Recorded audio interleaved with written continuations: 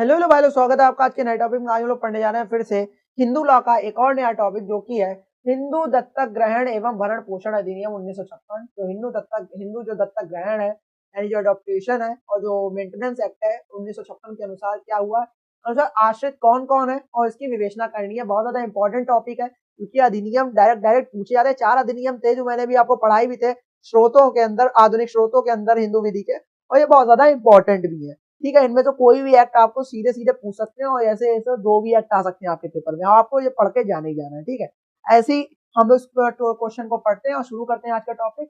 बहुत ज्यादा इंपॉर्टेंट है जो कि हिंदू दत्तक ग्रहण और भरण पोषण एक्ट, यानी कि हिंदू दत्तक ग्रहण भरण पोषण एक्ट अधिनियम 1956, हिंदू अडॉप्टेशन और मेंटेनेंस एक्ट 1956। यह अधिनियम हिंदू कानून के तहत दत्तक ग्रहण और भरण पोषण से संबंधित प्रावधानों को संहिताबद्ध करता है। यह अधिनियम यानी कि जो एक्ट है वो हिंदू लॉ के जो तहत क्या करता है, दत्तक ग्रहण यानी एडॉप्टेशन का और भरण पोषण से संबंधित यानी कि मेंटेनेंस से जो रिलेटेड जितने भी प्रावधान है उनको क्या करता है, संहिताबद्ध कर देता है। ठीक है, इसमें इसमें भरण पोषण के अधिकार और आश्रित व्यक्तियों की परिभाषा दी गई है। इसमें भरण पोषण के अधिकार क्या क्या है, कैसे मेंटेनेंस आपको मिल सकता है, और जो उस पे आश्रित व्यक्ति हैं उनके में इसमें क्या दी गई है, परिभाषा दी गई है। तो इसमें हम लोग देखते हैं आगे कि इसमें आश्रित कौन है, मतलब इसके एक्ट में आश्रित कौन है, कौन डिपेंडेबल है, कौन डिपेंड करता है। तो अधिनियम की जो धारा है, अधिनियम की धारा 21 देखेंगे और धारा 22 देखेंगे तो उसमें आश्रित यानी कि डिपेंडेंट्स कौन कौन है की परिभाषा उनकी स्थिति दी गई है, मतलब उनकी स्थिति से दी गई है। मतलब जो अधिनियम की धारा 21 और जो धारा 22 है उसमें आश्रित डिपेंडेंट्स की परिभाषा और उनकी स्थिति क्या करी गई है, दी गई है। आश्रित वे व्यक्ति हैं जिन्हें परिवार के भरण पोषण के लिए परिवार के उत्तराधिकारियों या संपत्ति से लाभ प्राप्त करने वाले व्यक्ति की ओर से सहायता आवश्यकता होती है। सहायता की क्या होती है, आवश्यकता होती है। तो आश्रित क्या होते हैं, वे व्यक्ति हैं जिन्हें परिवार के भरण पोषण के लिए, मेंटेनेंस के लिए क्या होती है, परिवार के उत्तराधिकारियों, जो परिवार के उत्तराधिकारी हैं या संपत्ति से लाभ प्राप्त करने वाले जो व्यक्ति हैं उनकी ओर से सहायता की आवश्यकता होती है, उनकी ओर से उन्हें सहायता प्राप्त हो या मिले। ठीक है, तो आश्रित का मतलब ये हो गया जो इस अधिनियम में लिखा है धारा 21 और धारा 22 में। ठीक है, आगे देखते हैं। तो आश्रित व्यक्तियों की सूची, जो आश्रित व्यक्तियों की सूची यानी सेक्शन 21 में या धारा 21 में क्या लिखी गई है, धारा 21 के अनुसार निम्नलिखित व्यक्ति आश्रित माने जाते हैं। पहला हो गया पति या पत्नी, दोनों में से कोई भी हो सकता है। पति या पत्नी यानी हस्बैंड और वाइफ, हस्बैंड और वाइफ हो गया। जैसे कि विधिक रूप से विवाह में बंधे पति या पत्नी, जो एक लॉ फुल स्ट्रक्चर से या विधिक रूप से एक उसके पीओवी से जो एक बंधे हैं, विवाह के बंधन में बंधे हैं पति या पत्नी, हस्बैंड और वाइफ। ठीक है, दूसरा हो गया यदि पत्नी तलाकशुदा है और उसे निर्वाह के लिए क्या है, सहायता की आवश्यकता है। यदि जो पत्नी है वो क्या है, तलाकशुदा है और उसे क्या है, निर्वाह के लिए क्या है, निर्वाह के लिए क्या है, सहायता की आवश्यकता है, हेल्प की नीड है, तो वह भी आश्रित मानी जाती है। तो वह भी क्या मानी जाती है, आश्रित मानी जाती है। पुत्र देखें यानी अनमैरिड सन्स हो गए। अविवाहित पुत्र जब तक कि वह नाबालिग हो, जब तक वो नाबालिग है तब तक के लिए वो क्या है, आश्रित है, अविवाहित पुत्र है। यदि पुत्र मानसिक या शारीरिक विकलांगता के कारण स्वयं का भरण पोषण करने में असमर्थ है तो वह वयस्क होने के बाद भी आश्रित माना जाएगा। और यदि पुत्र क्या है, मेंटली या फिजिकली डिसेबल्ड है या किसी भी कारणवश स्वयं का भरण पोषण करने में क्या है, असमर्थ है, तो वह वयस्क या बड़ा एडल्ट होने के बाद भी आश्रित माना जाएगा। वरना जो नॉर्मल व्यक्ति है वो आश्रित, मतलब एडल्ट होने के बाद आश्रित नहीं माना जाएगा, एडल्ट होने तक वो आश्रित माना जाएगा अगर वो अनमैरिड है। ठीक है, पुत्र हो गया। पुत्री भी वैसे ही सेम चीज है, पुत्री भी अनमैरिड डॉटर्स भी वैसी ही मानी जाती है। अनमैरिड डॉटर के अविवाहित पुत्री जब तक वह स्वयं की आजीविका नहीं कमा रही हो। जो अविवाहित पुत्री का है, जब तक कि वह, इसमें एडल्टनेस की नहीं बात है, बस पुत्र में एडल्टनेस की बात है, बल्कि पुत्री वाले मैटर में कही गई है कि अविवाहित पुत्री जब तक वो तब तक आश्रित मानी जाएगी जब तक वह क्या है, स्वयं की आजीविका या स्वयं से क्या है, इंडिपेंडेंट नहीं है, स्वयं के पैसे नहीं कमा रही, अपनी आजीविका नहीं कमा रही है। ठीक है, यदि पुत्री मानसिक या शारीरिक विकलांग है तो वह आश्रित मानी जाएगी। ठीक है, और अगर यह पुत्री, अगर यहाँ पे क्या होता है कि पुत्री भी क्या मानसिक या शारीरिक रूप से विकलांग है तो वह क्या मानी जाएगी, आश्रित मानी जाएगी। विधवा पुत्री यानी विडो डॉटर देखें तो विडो डॉटर क्या करा, विवाह के बाद विधवा हो चुकी पुत्री जो अपने पति के परिवार द्वारा भरण पोषण प्राप्त करने में असमर्थ हो।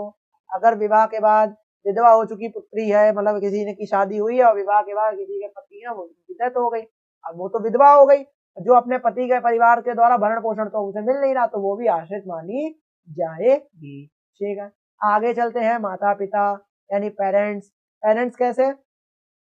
पेरेंट्स में लिखा है कि वृद्ध माता पिता यदि वे अपनी जीविका नहीं चला सकते, जो बूढ़े माता पिता हैं यदि वे अपनी जीविका नहीं चला सकते वो आश्रित माने जाएंगे। और जो सालों जो तुम लोग छोड़ आते हो ना मम्मी पापा को रास्ते पे, जो लोग गुलाम बल्कि माता पिता कुछ नहीं है बेटा, एक केस लग गया ना ये इसी में मरे मरे घूमोगे। जो लोग गुलाम है तेल लगाते घूमते हैं। ध्यान रखना पेरेंट्स को, अगर बूढ़े हो रहे हैं तो ये नहीं है तुम्हें ही कमा के देना है, स्त्रियां तो आती जाती रहेंगी, पिताजी और माता जी नहीं आते। खैर आगे चलते हैं। तो पुत्र की विधवा, जो पुत्र की विधवा होता है यानी सन विडोज होती है, मैं तो क्या कहता हूँ, मैं तो इस बात में बहुत टॉक्सिक हो जाता हूँ, मुझे नहीं मैं वर्ड्स पे नहीं कंट्रोल कर पाता। माता पिता यानी कि पेरेंट्स जो होते हैं वो बहुत ज्यादा अपने में क्रूशियल रोल अदा करते हैं। आप ऊपर अभी देख रहे थे कि अगर विकलांग है तो कौन झेल रहा है? माता पिता झेल रहा है, उसकी पेरेंटिंग है, ठीक है। हर चीज पे तो आश्रित माता पिता, बचपन से खिला माता पिता रहे, कमा माता पिता रहे, तुम्हारे को उड़ा माता पिता रहे।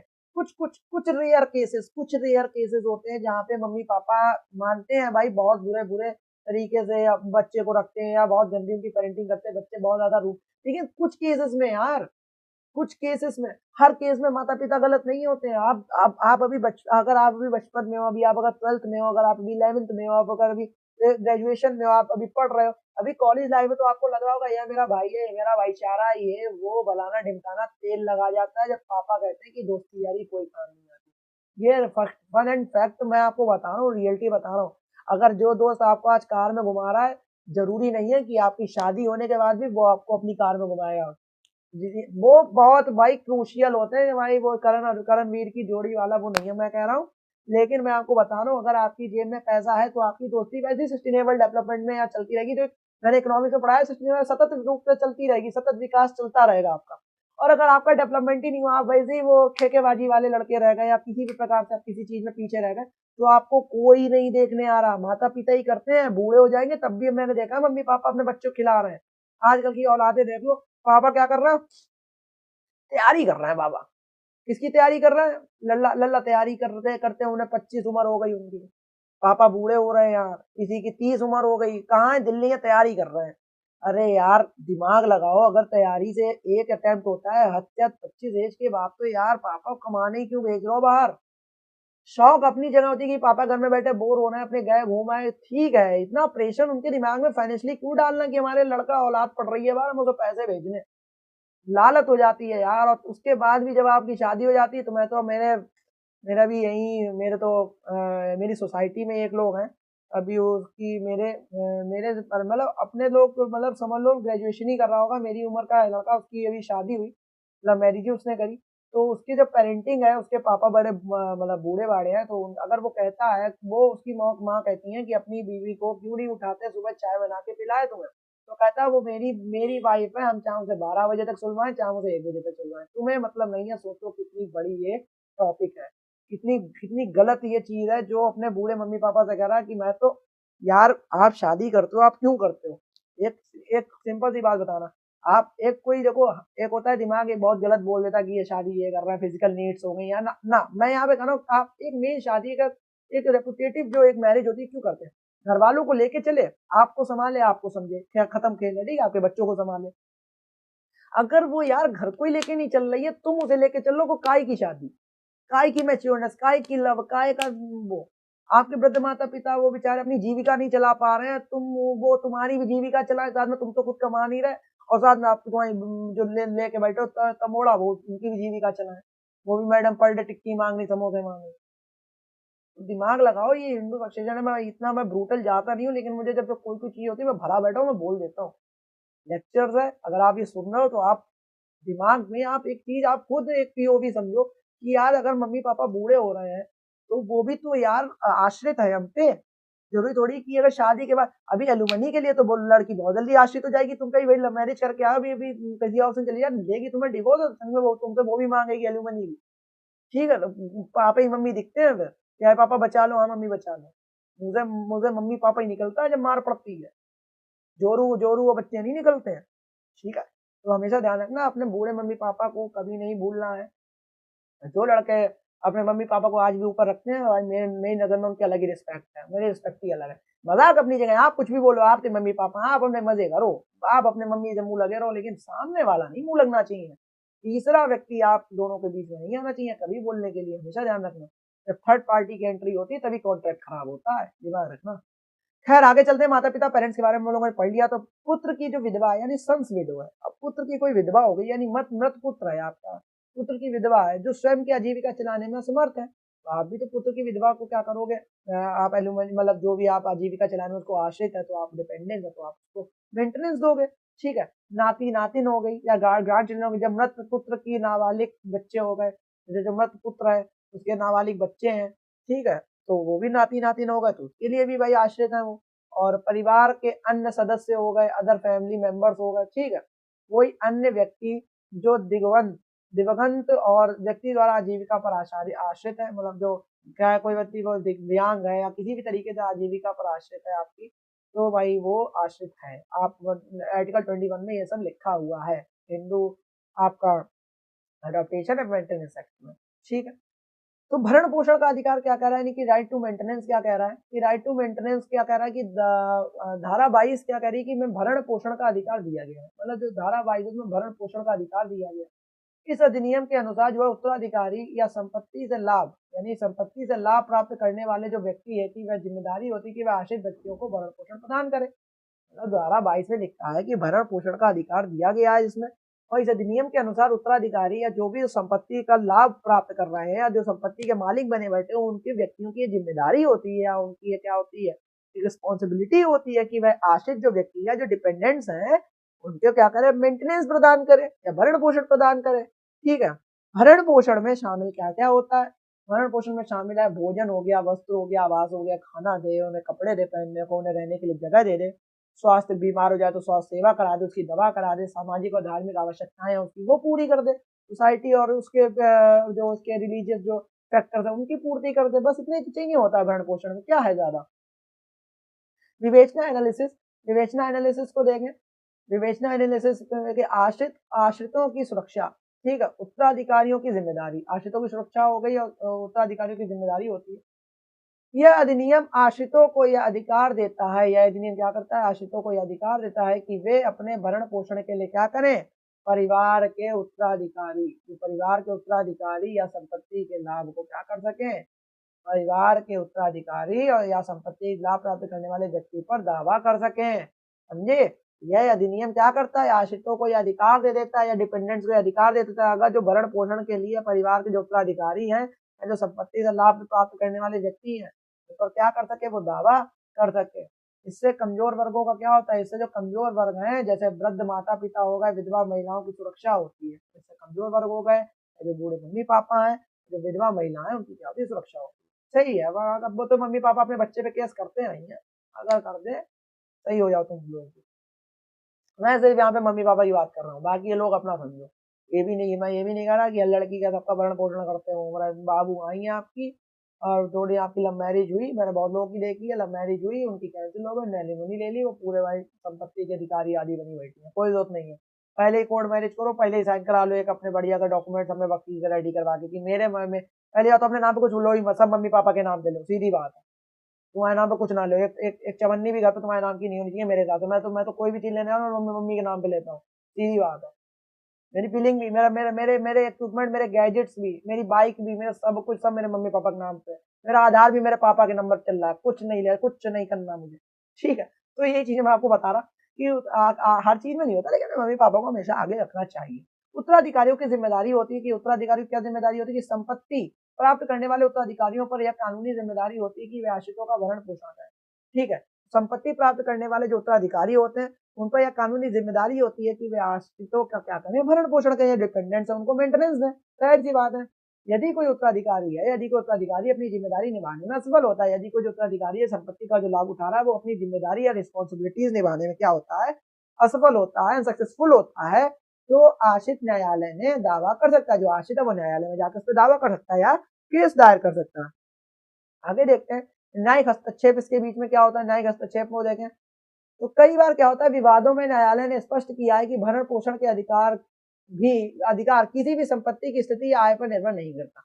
मतलब कई बार जो विवाद हुए हैं उसमें न्यायालय ने यह स्पष्ट कर दिया कि जो भरण पोषण का अधिकार है किसी भी संपत्ति की स्थिति या आय पर निर्भर नहीं करता, मतलब किसी की भी संपत्ति को स्थिति चल रही है या किसी की कितनी आय उस पर निर्भर नहीं करता, लेकिन भरण पोषण मिलेगा। जैसे कि उदाहरण के रूप में देखेंगे तो रमेश और जो लक्ष्मीबाई है उसमें क्या होता है, न्यायालय ने कहा था कि विधवा पुत्री का भरण पोषण करना उत्तराधिकार की क्या जिम्मेदारी, उत्तराधिकारी क्या जिम्मेदारी है भाई, जो विधवा पुत्री है, ठीक है। उसी के बाद देखेंगे कि कीर्तिकांत मतलब शुभाश्री जो शुभश्री था, उसमें क्या हुआ था कि सुप्रीम कोर्ट ने पति के दायित्व को स्पष्ट किया कि वह अपनी पत्नी को क्या करे, भरण पोषण करें शुभश्री को, ठीक है। कीर्तिकांत क्या करेगा, शुभश्री को क्या करेगा, अपने पत्नी को भरण पोषण करे, तो इसने बात दिया था। और धार्मिक और सामाजिक महत्व को देखें, धार्मिक और सामाजिक महत्व को में क्या कह रहा है कि हिंदू समाज में परिवार के प्रति जिम्मेदारी और भरण पोषण की परंपरा है। हिंदू समाज में क्या है, परिवार के प्रति एक जिम्मेदारी की और भरण पोषण की क्या एक परंपरा है। यह अधिनियम इसे कानूनी मान्यता भी प्राप्त करता है। यह अधिनियम क्या करता है, इसे कानूनी मान्यता प्रदान करता है। इसकी सीमा या लिमिटेशन देखें तो सीमाएं क्या होती है, आश्रितों की आयु की स्थिति। तो भरण पोषण का अधिकार केवल तभी लागू होता है जब आश्रित व्यक्ति नाबालिग हो, विकलांग हो या अपनी जीविका चलाने में असमर्थ हो। तो भरण पोषण का अधिकार है वो केवल तभी लागू होता है जब आश्रित व्यक्ति नाबालिग हो, विकलांग हो या अपनी जीविका चलाने में भाई वो असमर्थ हो, तभी होता है भरण पोषण का अधिकार केवल लागू। ये नहीं है कमा करोड़ों संपत्ति मालिक बैठे हमें तब भी भरण पोषण चाहिए तुमसे, तब भी हमें एलिमनी चाहिए, ऐसा नहीं होता, ठीक है। भरण पोषण की सीमा को देखें तो भरण पोषण का अधिकार संपत्ति की उपलब्धता पर निर्भर करता है। तो जो भरण पोषण है उसका अधिकार क्या है, तो संपत्ति की उपलब्धता पर निर्भर करता है। यदि संपत्ति नहीं है तो यह अधिकार सीमित हो जाता है, और यदि संपत्ति नहीं है तो क्या है, अधिकार सीमित भी हो जाता है। पारिवारिक विवाद को देखें तो व्यवहारिक रूप से भरण पोषण के मामलों में पारिवारिक विवाद उत्पन्न हो सकते हैं।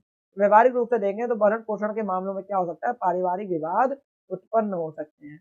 आगे चलते हैं, इसमें तो निष्कर्ष ये कह रहा है आखिरी में कंक्लूजन कि हिंदू दत्तक ग्रहण को और भरण पोषण अधिनियम 1956, जो हिंदू दत्तक ग्रहण और जो भरण पोषण अधिनियम 1956 है, एक व्यापक और प्रगतिशील कानून है जो परिवार के कमजोर और आश्रित वर्गों की सुरक्षा करता है।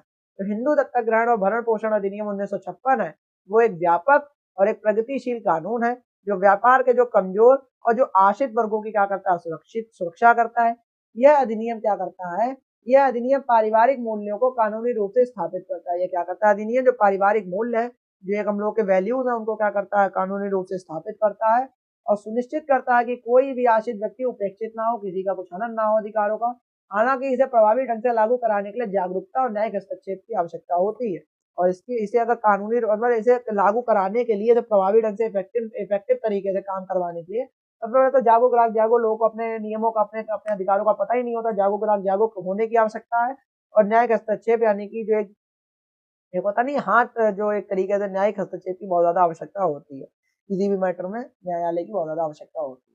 ठीक है, तो हम लोग का टॉपिक था, मेरे हिसाब से आपको बहुत अच्छे समझ में आ गया। हिंदू मेंटेनेंस एक्ट, हिंदू दत्तक ग्रहण वाला, हिंदू दत्तक ग्रहण और भरण पोषण अधिनियम 1956 के अनुसार आश्रित कौन है बता दिया, कौन कौन आश्रित है, विवेचना कर दी। तो ये आज हम लोग का टॉपिक था, मेरे हिसाब से आपको बहुत अच्छे समझ में आ गया होगा। धारा 21 धारा 22 के अंतर पूरा मैटर था, आपको बहुत अच्छे समझ में आ गया होगा। ऐसे वीडियोस आते रहेंगे हिंदू लॉ के, तब तक ले जय हिंद, जय भारत।